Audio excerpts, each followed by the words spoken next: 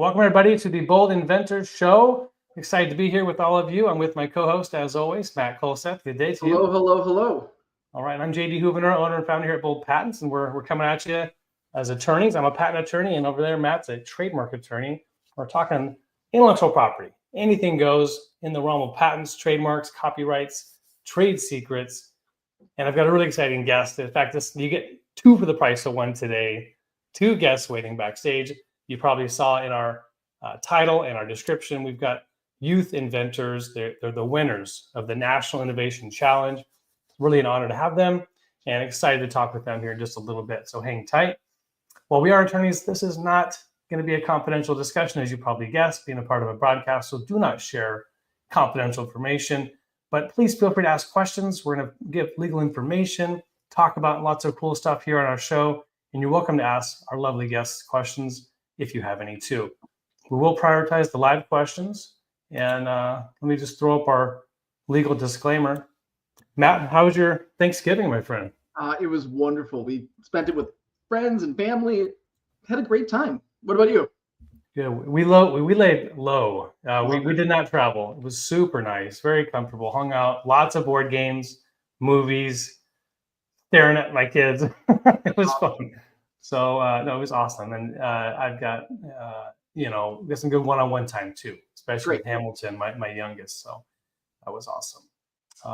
Let's do this here. Glad to hear it. Yep. Back to it though, and got a couple weeks, and then a little more holidays coming up. So. Oh yeah, I got a whole list of stuff that needs to get done by the end of the year. Yep. Did you resolve that light issue you had, the Griswold incident? Yes. It's resolved. Yes, I did. Yeah. So I put up a bunch of lights on the house, tried to wire them all together, and none of it worked. Turns out the lights that I was using were not like the professional version. They're the, just the Amazon version or whatever. So you can't splice them. So ended up having to redo it all. Okay. Very good. Lesson learned. Bench test your lights before you spend hours putting them up. Words to the wise. See, we're not only offering intellectual property advice and information, we're giving away life lessons. Yeah, life lessons, installation of Christmas lights, lawn care tips, marriage therapy, whatever you need. All right, let's do 4 questions today. I don't want to keep our guests waiting too long. I had 8 come in. It's been a busy week for questions. A lot of people asking stuff, but we'll do our top 4. This one should be short and sweet here on the patent side. I just pulled it up. But it's a good one. This talks about a patent that gets issued and whoops, the name is wrong on the patent. If it's misspelled, does that invalidate the whole patent? The answer is no, thank goodness. You can correct a patent with a certificate of correction, and that's through the MPEP section 1480 for those that really want to know. The cool thing there is so long as it's not you are on purpose about it or defrauding the patent office in any way, trying to trick, the office that you're somebody else, and then, oh, nope, sorry, I made a mistake. They'll make you attest that there is no fraud involved. It's usually not a big deal for individuals. It may be more of an issue if the name of an applicant is a company. There may be some more things involved with that. Yeah, I'll tell you, if the name was misspelled on the trademark, you are in trouble. Ooh. Tell me, would it be just you would not have registration or be owned by some You'd be registered with the wrong name, right? Which would be a problem.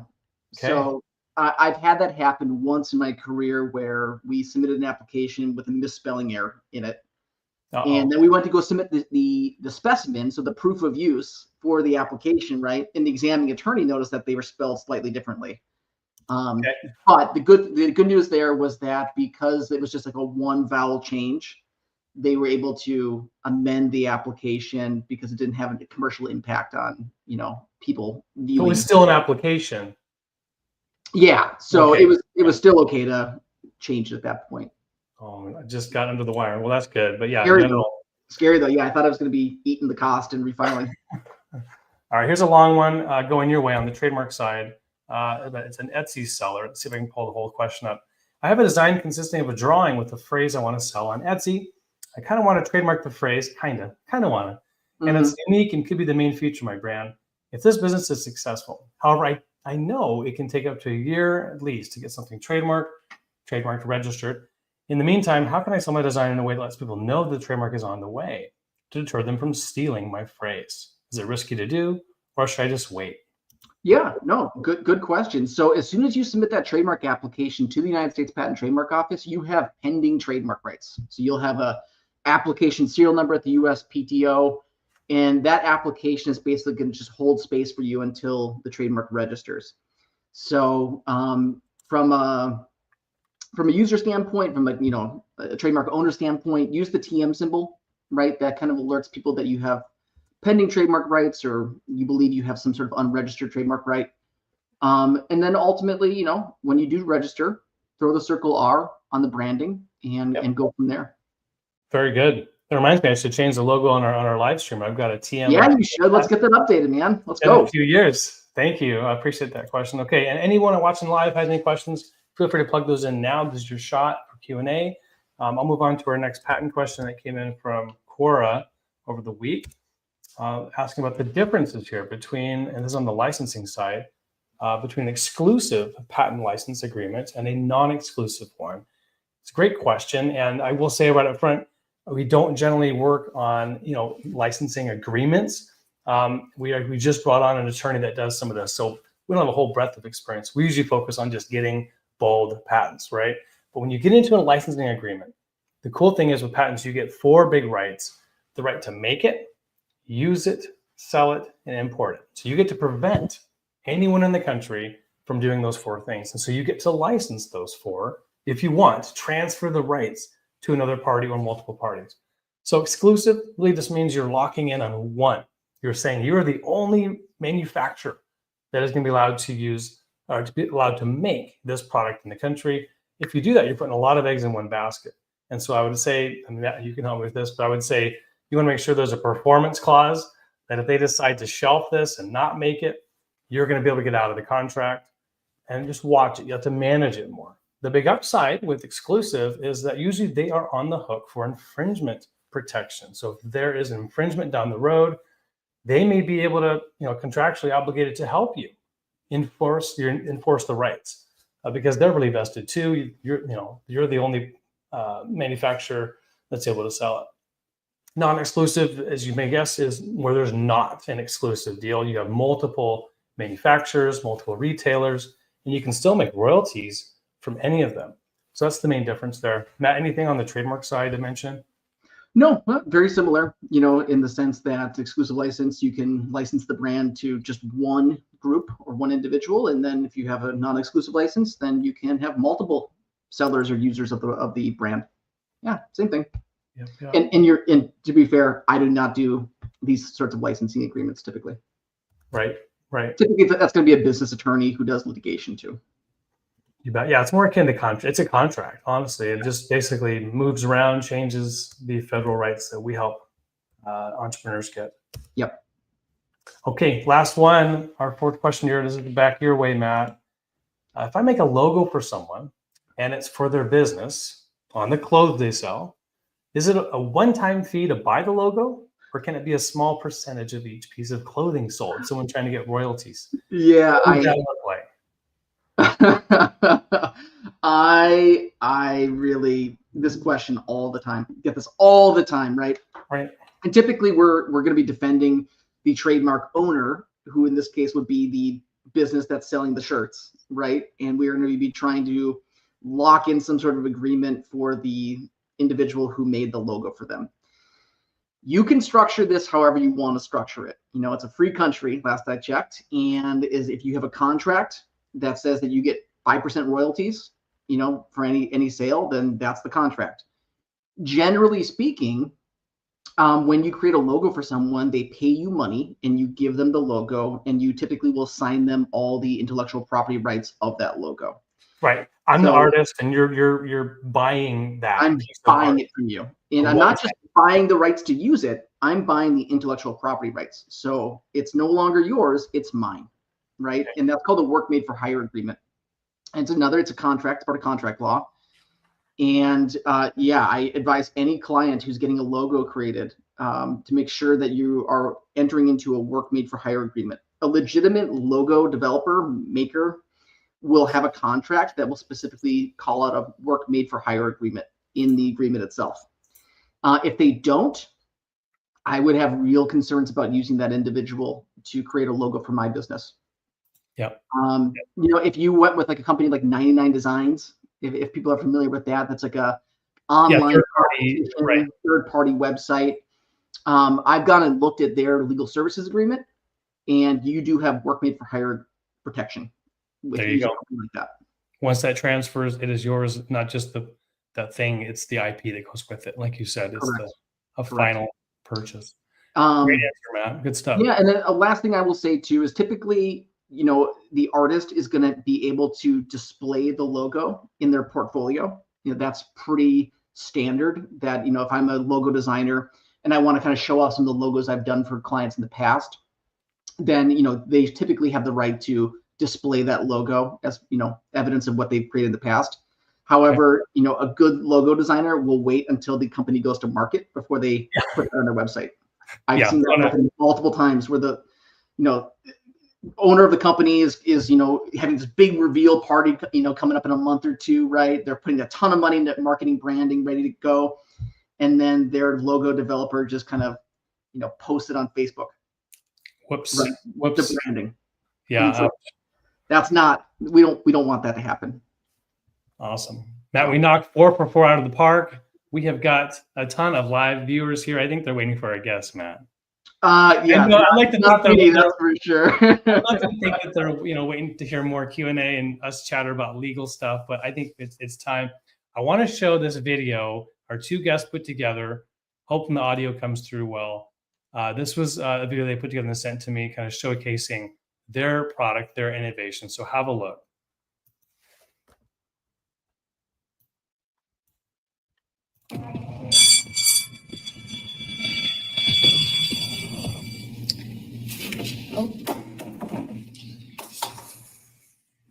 Oh, my water bottle is always falling off my desk and spilling everywhere, and now it's distracting the class. Water bottle problems got you down? We've all been there, kiddo. Who are you, and why are you in my classroom? I'm the Suppy Water Bottle Spirit Guide. What's a Suppy Water Bottle? Why, it's the solution to all your water bottle problems. The Suppy Water Bottle is the first water bottle for kids that sticks to your desks and making sure that you'll never have a spill or distract the class again. Really? How does it work? Well, first you stick it down on your desk, and then whenever you need a drink, you pull it up and just grab a drink.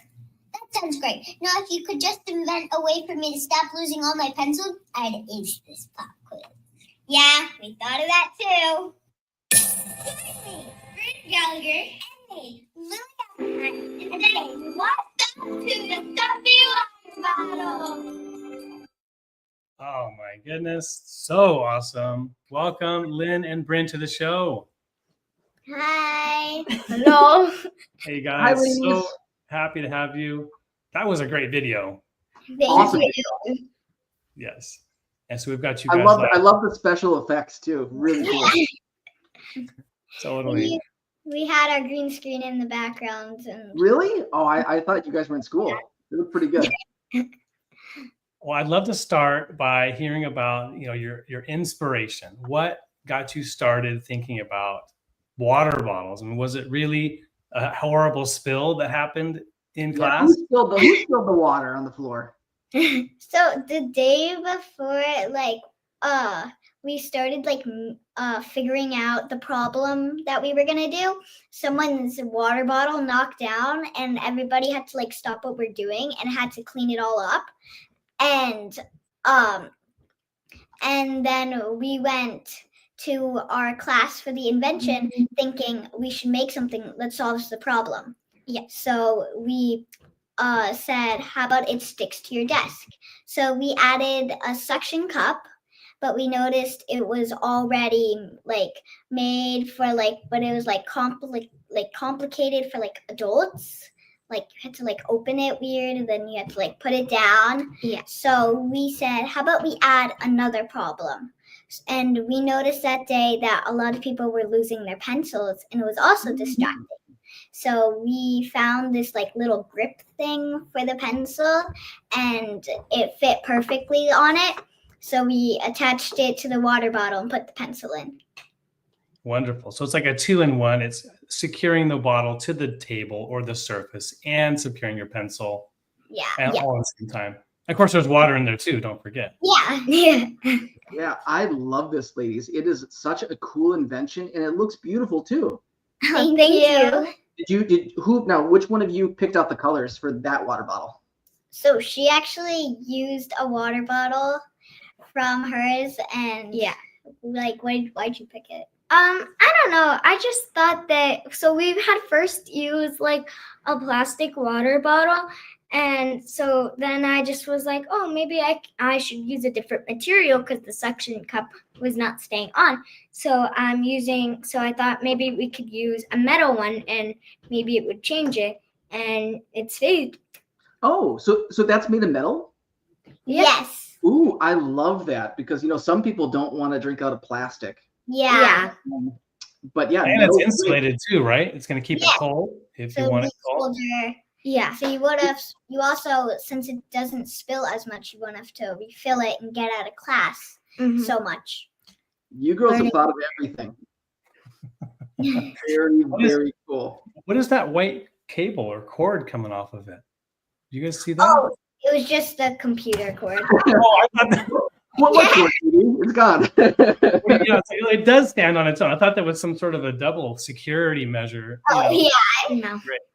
Perfect. Well, it just disappeared anyway. That was amazing. Okay, so all right. So you talked kind of briefly about the process of solving the problem, but can you walk us through the creative process? I mean, anything that you sort of like, oh, this will work, but then it failed. Did you have any ideas that you tested out, but it was not really the best solution? Yeah. So the suction cup, we tried getting that on for like 3 weeks. We tried so much stuff. We tried, Okay. like Scotch tape, tried Elmer's glue, we tried like glue sticks, and we tried string. Yeah, and we tried like hammering it down. So you're talking about trying to attach the suction cup to the actual Yes. metal cup itself? Yeah, and we tried Gorilla Glue, and it didn't work. But The first time. With the plastic water bottle. So we tried it with the metal water bottle, and it worked. And we think maybe it's because we put it in her mini fridge, or it was just because we let it sit for a We just while. wanted to, like, when we put it on my mini fridge, we wanted the glue, maybe it would dry faster or freeze or something. I don't know. Or slower, yeah. Who knows? Ooh. Look at that. So temperature while curing, potentially helping it. That's interesting. Yeah. How long did you have to wait for it to cure before you tested it? It was 24 hours. Yeah. It's hard to wait, right? And who was the tester? Who's the one trying to rip it up? Who's the strongest one trying to lift it up? Her. She was at home. She was at home, like putting it to the table and trying to get it up. Yeah. And then it popped off a couple times, but then we put some more glue, let it sit for a little longer, and it worked. Yeah. Okay. So I have 2 girls at home your age, well, 8 and 11, so kind of in there. You must be in 3rd grade or 4th grade? Fourth. 4th grade. Yes. Do either of you have dogs at home? So I have a cat. I have a dog, 2 dogs. You have a dog. Has your dog gotten to your water bottle yet? How's I the chew test? Does it so. pass the chew test? I usually keep it at my house, but like our cat once got to it, and we had to like pull it away from her quickly. Oh, funny. Like cats love to like knock stuff off tables. Yeah. But I bet your cat can't knock this one off the table, can they? No. We sectioned it down. That was like one of the things we tested before we went to the competition. We put it to the table, and then she came along, tried to knock it over. It didn't work. Yeah. Let's talk about the competition. So this is, I originally from looks like the Connecticut Invention Convention. Is that right? The shirt you're wearing? Cool. Talk to us about that. What was that like? Invention Convention. Yeah, it was very cool. It was exciting. Yeah, but it was also very intimidating. Yeah. Like we went in, we saw everybody's other inventions, and it was pretty scary to see like what we were going up against. Yeah, And, like, all they the were different all types. so cool. Like, there was one about like a shampoo bottle, and, like they did for like holders, and there was suction cups on the back, and you would like stick it to your bathroom wall. Yeah. Okay. That's awesome. And were they all youth inventors? Yes. It was 3rd to 12th, I think. Oh, so you're the you youngest were one. against 17-year-olds? Yeah, we went to UConn. What? And by the way, like, I hope you're not nervous because I'm nervous just talking to you two. Not a good idea that I get to talk to an inventor. We started doing. I was in this GT program. What's GT? It's a gifted and talented thing, and then they started I knew that. an invention convention at Wolf Pit Elementary in Newark, Connecticut, and we went in and we did partners, and it took us maybe like a week to like brainstorm before like the whole water bottle thing happened. We thought of like doing waterproof folders, but there was something similar to that. So we had like a bunch of ideas, but we thought this one was probably the most important because I mean, learning is really important. And the water bottle problem is very common. Yeah, and same with the pencils. Yeah, Okay, you can probably sell a lot of these. Yeah, I gotta ask. So we work with inventors, adult inventors, and sometimes they're like both of them have invented, they're co-inventors, and they don't always get along. Sometimes they have arguments, disagreements, and trouble. Did you two have any, issues, problems working together on this project? A few, but it was hard to like decide on things, on like what color or some little differences, or like details. When we made our poster board, which was like how it works, like showing some examples on it, it was a little disagreement, I'm gonna say, about the colors and maybe like what to put on. Yeah. Totally normal. I think it's a great learning opportunity, for you to be able to work together, work through challenges, and find ways to be a team on it. But we whenever we got into those, we usually combined our two ideas together to do something. Yeah, so that was pretty cool to do that. Yeah, we really, and I really liked how we added both problems. Yeah. I have a question. Yeah. So I do trademark registration and litigation for clients, and trademarks are the brand that consumers buy. So tell me about Suppy Water Bottle. Where does the word Suppy come from? What does that mean? So we mashed. So we use the word suction cup, and since it's we use the sippy cups, but we changed the word to Suppy because it's a suction cup. I love it. So you took two words that are both kind of descriptive of what the product does. One, it's kind of a sippy cup, and it's got some sort of suction to it. And you said you could bind those two together and made Suppy. Yeah. Brilliant. I wish you were my clients, because then I could share your experience with all the other clients and be like, hey, this is how you do it, right? You combine words together to make really suggestive and interesting trademarks for your products. Yeah. Good job. Yeah. Was that hard to do, to find a brand? Yeah. We were gonna do something that describes us or something, or just a fun and catchy name.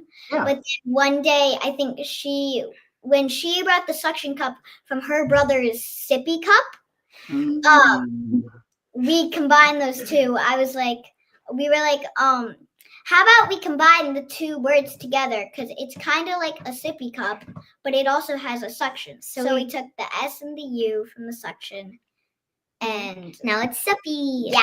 So that's really cool. One thing that I try to get clients not to do is call their products what they are. So if you said, hey, this is my suction water bottle, or this is my sippy cup water bottle, we couldn't actually register those as trademarks because they're descriptive of what the products are. But you did something really clever. You came up with your own name for the product. And people who see that name, Suppy Water Bottle, if they're a little bit smarter than me, they're going to figure out that it's a combination of suction and sippy. So way to go. Good job. Thank you. Thank you. Yes. All right. Well, I wanted to hear about the National Innovator Challenge, and because that's how we first heard about you both. And so they put you up on the national level, right? Was this after the convention? You got to go to the National Innovation Challenge? Yeah. Okay. Was that scary to be on a video? Were you in front of anybody in person? What was that like? So it was a little less scary because we already experienced doing it in front of the judges. And we're really good at making presentations like on Canva and stuff. Yeah, it's really fun. And so we put Want to come work for JD? Because JD loves Canva. I do. I spent a lot of time there. But go ahead. Tell your story. So you did some of that yourself. Cool. we put the information, but we also made it like animated and stuff. So, and when we were at the finals, like in person, we stood out a lot because we did like a role playing presentation. Yeah. So she was like a student and I was like explaining how it works to her. Yeah. And it was like a fun, like interactive. It was fun because we were still answering all the questions, but I was asking the question and she was answering it, but it was like in a cool way. So we could like catch people's like attention and make it like cool and fun. And maybe more interesting. Yeah. Well, it seems like it worked because you won, right? Congratulations. That's awesome. We put that into the Canva, some of those, and yeah, like I said, we animated it and made it like fun and also eye-popping too. Yeah. Indeed. Okay, so I've got to ask, do you have plans to go to business with this product? So I think we want to. We were talking about that today. We have like a teacher who helps us, Yeah, Mr. Shear. He helps us with all our invention stuff, and it's really fun to like do these projects, and it's a really cool experience too. Mm-hmm. And we do need to make a little like some changes, like maybe for the suction cup to like you could screw it on. Yeah, we were also saying I was thinking about like doing Velcro, like you could just it would be easy to detach it and then you could put it in the dishwasher. And the suction cups would come in different colors. So it'd be like a fun and more with the design and maybe like a scent. But we do have to make it put in the dishwasher. Right now it's like kind of hand washing with the glue. Yeah. So we have to solve that problem. I wonder if you could like create so you have your metal bottle, right? Yeah. And then your suction cup, I wonder if you could have that produced so that it actually went over the metal container and it had the suction at the bottom, so you could take it off and on pretty easily. Yeah. Yes. And I don't know, I think it'd be really cool too if you had like multiple colors and so you can mix and match. Yeah. And maybe even like custom or something like this one has the faces. Like, yeah, I was gonna say like are those stickers? Emojis. Like maybe one with like hearts or something. Yeah. For like kids like any age, even like high school and stuff. Yep. So they can like learn, and eventually you'll need to be smart to do a job. And so Well, you could be a boss and you could find someone to do the jobs for you. I mean, you guys have got a lot of leadership just in the way I can hear your way that you speak and have confidence. And it's been so cool hearing your story. I will say, to put a little plug for patents in here, if you ever wanted to know about patent law, we'd be happy to help do an evaluation. Yeah.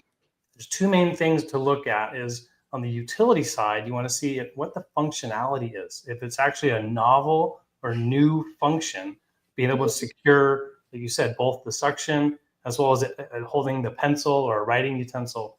That could be something, to combine and maybe worth pursuing a utility patent for. Yeah. But I think actually, and we're going to do a Shark Tank review later on a different pitch, design patents may be the way to go for you in a more affordable and streamlined fashion, combining just the visual aesthetic of what you've come up with as an initial way to protect it.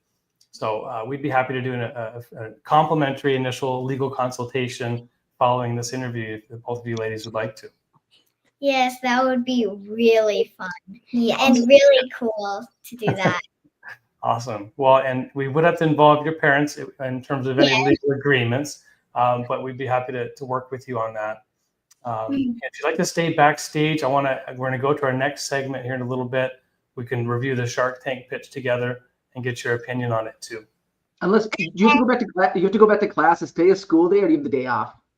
So this is after school. They're from the East Coast, Connecticut. Oh, that's right, Connecticut. Of course, that's right. Yeah. We're not interrupting your snack time, are we? No. Okay. All right. Well, cool. We'll hang out backstage. I'm going to share my screen. But thank you so much, Lily and Brynn. Applause for you both. Incredible job putting this together. It was so fun being here. Yeah. Yeah, Okay. you guys are famous. It's not every day I get to talk to famous kids. So super cool. Yep. Getting lots of congrats on our chat too. All right. So we'll have you back. Hang on just a bit. Man, that is so cool. Look at that. Yeah, that's awesome. Very good. All right. Let me go back here, share our screen. This was a pitch here. I found something on water bottles. So I wanted to have something related to that. Let me switch our audio over. I'm going to have my girls watch this up. There we go. All right. Yeah, I'm definitely gonna have my two girls watch this. Yes. All right. Let's see if we can get this pulled up. Oh boy. What are we doing? Yes. Okay.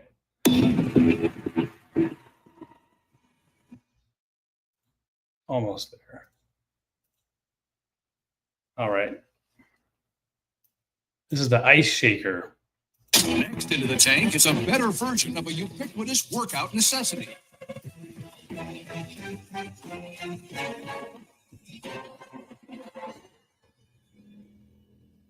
What's up, Sharks? My name is Chris. I'm from Dallas, Texas. Yeah. And my company is Ice Shaker.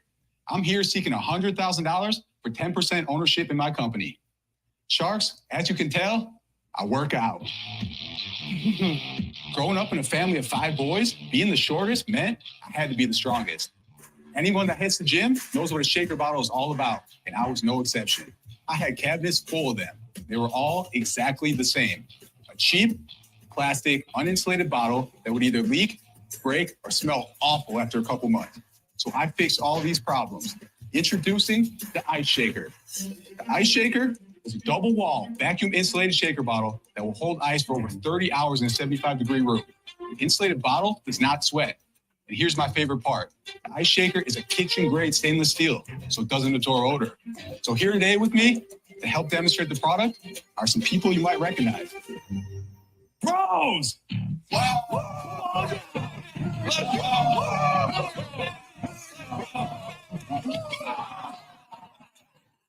Oh, Lord. Wow. Me and my brothers, Gordy, Dan, Rob, and Glenn Gronkowski. Wow. Together, Oh my God. we are the Wow. Sharks. After a good, hard pump session, we like to get hydrated and we like to drink protein shakes. And the Gronk way of getting this done is with a game of Flip Cup. Yeah. Family. Super Bowl champs, right? How many rings do you guys have? Well, I got 2 Super Bowl championships with the New England Patriots. My brother Glenn was with us this year too, and Gordon has a couple of rings playing baseball. Unbelievable. Your parents must be bursting with pride. Yeah, it's Can you pretty, it's imagine? really amazing. You're worth feeding all those years. That's for sure. Okay, Chris, there's dozens of these on the market. So there is nothing on the market with the classic pop top that is insulated in stainless steel. There was other bottles out there that were stainless steel, but they didn't have a vacuum seal and they weren't double walled. So when you touched them or you put cold in it, you would freeze your hand. So when did you start the business side of it? Have you started to sell them? Yes, in the first 6 months, we sold about $80,000 worth. It's not bad. And out of the 80,000, 35,000 has been so far this month and last month. And where are you selling them at? So right now we're selling them on our website. We're selling them on Amazon. We're in a few retail stores, and we sell them at fitness expos. What's the retail price of the bottle? So the bottle is $25. What was the And your cost? cost of making it? Our costs to make them are right around $5 landed. Our margins are huge. At retail, they're 80%. What competitive advantage do you feel like you have over others? I'm first to market with it. We already have great reviews online. The product's selling itself. We put very little marketing money into it at all. Why is your name not on it? I wanted to build a product that people wanted. I didn't want it to be, every time Rob posted, it sold, and that was it. I wanted to make sure it was something out there. But couldn't you call it like the grog shaker? Yeah, Right? right. Words, I got to stand by that. So, who's Mark? Here's the thing. I gave Mark my word, so I got to stand by that. So I'm going to back my partner on this one. So, Lori just got thrown under the bus. What are you going to do? I'm pretty firm with valuation. Would you guys do the 150 for 15%? Yeah, we'll do it. All right, we got a deal. What do you think? Ice Surprise, shake, surprise. pretty descriptive, yeah. It's very descriptive, and that's why they have a supplemental trademark registration. So See? They for weren't those- smart enough. They weren't smart as these girls here. They didn't figure it out. No. So when you have like a descriptive trademark like ice shaker, it's a shaker that you fill with ice, right? It's pretty descriptive. Yeah. Sometimes the government's not going to allow you to register your brand with them. And so as like a consolation prize, you're like, good luck next time. They allow you to register on the supplemental database. What's interesting is that, this ice shaker product and application goes back all the way to 2016. So after 5 years of use, and JD, I'm sure will tell us here shortly if they're still in business, but after 5 years of use, if you're on the supplemental database, typically you can reapply. When it's time to renew the trademark, you'll reapply for the trademark on the principal registration.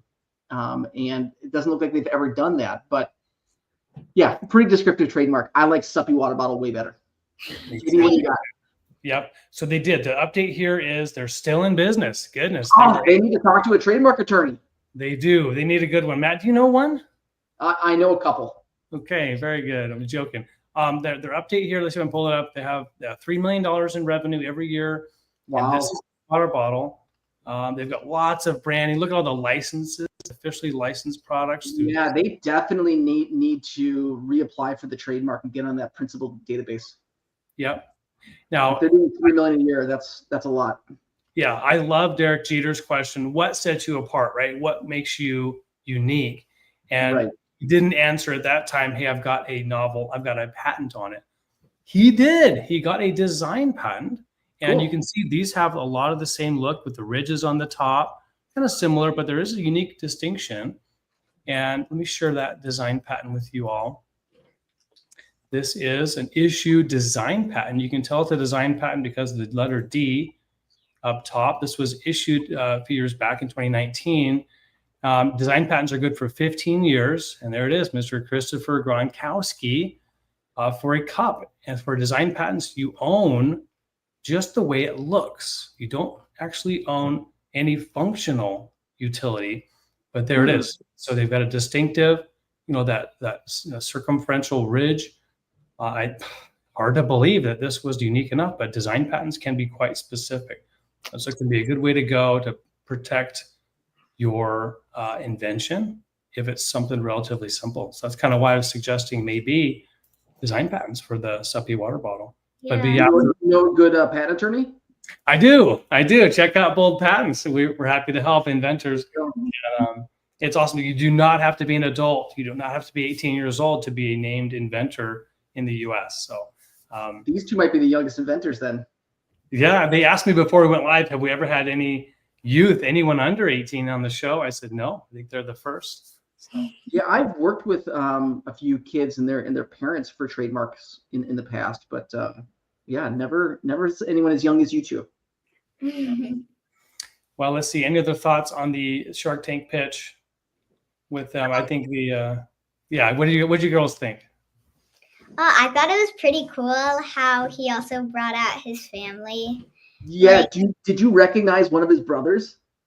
Yeah, I think one of them looked pretty similar, but I don't. Yeah, his name's like Rob Gronkowski. He's like a pretty famous football player. Got it. Yeah. Exactly. Well, and I think even though he's a brother, go ahead, say. What was you gonna say?